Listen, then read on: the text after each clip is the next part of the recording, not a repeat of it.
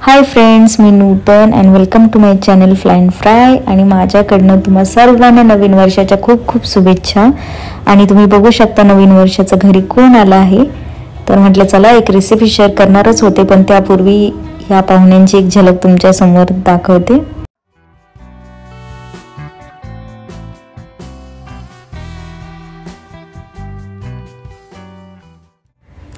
आजकाल थंडी खूपच वाढलेली आहे, म्हणून म्हटलं चला काहीतरी गरमागरम खावं. तर ऑफिस असल्यामुळे बाहेर कुठे जाता येणार नाही, तर घरात जे काही अवेलेबल होतं मला त्यातनंच काहीतरी बनवायचं होतं. तर मला फ्रीजमध्ये बऱ्याच जणांचा न आवडतीचा दुधी भोपळा दिसलेला आहे आणि मला खात्री आहे ही रेसिपी बघितल्यावर न आवडतीचा भोपळाही सर्वांना आवडायला लागेल. तर मी आज बनवत आहे दुधी भोपळ्याची खीर, जी अगदी सोपी आहे. आणि त्यासाठी फक्त आपल्याला आवडतीचे ड्रायफ्रूट्स, तूप, साखर आणि दूध आणि दुधी भोपळा, बस एवढ्याच गोष्टी आपल्याला लागणार आहे. तर तुम्ही बघू शकता सर्वात आधी मी भोपळा स्वच्छ धुवून घेतलेला आहे आणि त्यावरचे साल मी काढून घेतले आहे. त्यानंतर भोपळा अगदी बारीक किसून घ्यायचा आहे, जसं की आपण गाजरच्या हलव्यासाठी गाजर किसून घेतो, अगदी सेम तसंच. आता जोपर्यंत मी भोपळा किसून घेतला आहे तोपर्यंत मी दूध तापवत ठेवलेलं आणि मी ड्रायफ्रूट्सही तुपामध्ये मस्त भाजून घेणार आहे. आता ड्रायफ्रूट्सही भाजून घेतलेले आहे आणि त्याच तुपामध्ये आपण बारीक किसून घेतलेला भोपळाही चांगला परतून घेणार आहे. भोपळ्याचा रंग बदलेपर्यंत त्याला परतून द्यायचा आहे तुपामध्ये. आणि जे आपण ड्रायफ्रूट्स तुपामध्ये मस्त भाजून घेतले होते त्यांनाही इलायची टाकून बारीक करून घ्यायचं आहे. तर इलायची तुम्ही तुमच्या आवडीनुसार टाकू शकता, काहींना नाही आवडत ती स्किपही करू शकता.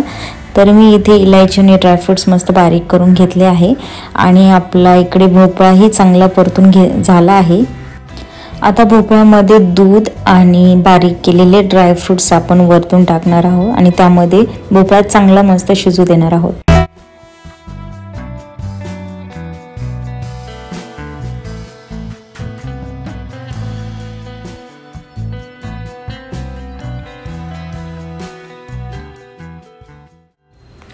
तर तुम्ही पाहिलंच असेल, मी दूध खूप प्रमाणात घेतलं आहे, कारण मी यामध्ये खवा टाकणार नाही. खवा टाकला की पोट खराब होतं किंवा काहींना ॲसिडिटी होते, त्यामुळे जास्त दूध घ्या आणि त्यालाच खूप वेळ आटू द्या. आटवल्यामुळे काय होतं ना, भोपळाही चांगला शिजला जातो आणि खीरही अशी घट्ट होते आणि खिरीला ऑलरेडी गोडवा येतो. म्हणून कधीच आधी साखरही नाही टाकायची खीर बनवताना. कधीही गॅस बंद करायच्या 5 मिनिटं अगोदर तुम्ही यामध्ये साखर हव्या त्या प्रमाणात तुमच्या आवडीनुसार तुम्ही टाकू शकता, कारण दूध आटवल्यामुळे ऑलरेडी एक गोडवा येऊनच जातो खिरीला. आणि पुन्हा साखर टाकली तर बापरे, मग तर विचारायचंच नाही, किती गोड होते खीर आणि ती अजिबात खावीशी वाटत नाही.